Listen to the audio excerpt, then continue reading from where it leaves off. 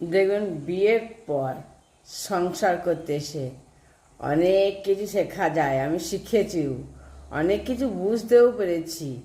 অন্যায় না করলেও আমি অন্যায় করেছি বলে, দোষ না করলেও আমাকে বলে তুমি দোষী, সত্যি কথা বললে বলে তুমি খুব বদমাইশ, বাজে, আর উচিত কথা বললে বলবে অভদ্র।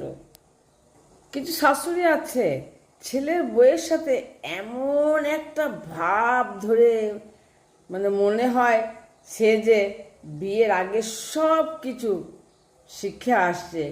আবার এই শাশুড়ি, আবার তাদের শাশুড়িকে কি ঝগড়ে ছিল। হ্যাঁ, এই শাশুড়ি কিন্তু খুব ঝগড়ে ছিল, সেই বর্ণনা হয়। অথচ ওনারা ওনাদের ছেলের বউয়ের সাথে সেই রকমই কাজ করে। তারা যেভাবে হয়েছে সেইভাবেই তারা কাজ করে থাকে। শ্বশুর শাশুড়ি যদি ছেলের বউয়ের সাথে বাবা মায়ের মতো সম্মান শ্রদ্ধার আচরণ করতো না, তাহলে ছেলে বউ শ্বশুর শাশুড়িকে মা বাবাই ভাবতো, নিজের মা, জন্মদাতা মা বাবা না হলেও মা বাবাই ভাবতো। কিন্তু তারা তো পরের মেয়ে ভাবে, তাই তাদের সম্মানটাও ঠিক ততটুকুই পায়। একটা মেয়ে নিজের সব কিছু ছেড়ে যখন নিজের স্বামীর ঘরে আসে, সংসারে আগুন ধরানোর জন্য নয়, কিন্তু সে অনেক আশা নিয়ে আসে। দেখবেন যা আসে সুন্দরভাবে সংসার করার জন্য।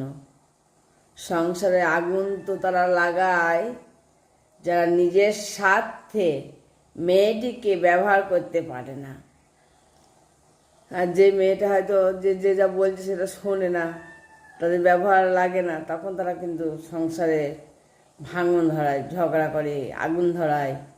আগুন মানে আগুন তো নয়, মানে মিল বনিবনা থাকতে দেয় না আর কি, সুস্থ মস্তিষ্কে থাকতে দেয় না আর কি।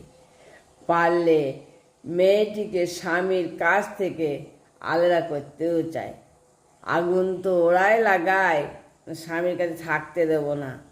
বাবার বাড়িতে যে মেয়ে মাংস ভাত দিয়ে ভাত খাচ্ছে না, হ্যাঁ, শ্বশুর বাড়িতে তরকারি পছন্দ না হলেও ডিম ভেজে খাওয়ার সাহস পাবে না। যারা হয়তো শ্বশুরবাড়িতে গিয়ে মাংস ভাত ভালো লাগছে না, তখন মনে হবে কোনো তরকারি নাই, একটু ডিম ভেজে ভাত খায়, সেই সাহসটা কিন্তু হয় না। বাবার বাড়িতে যে তরকারি রান্না করলে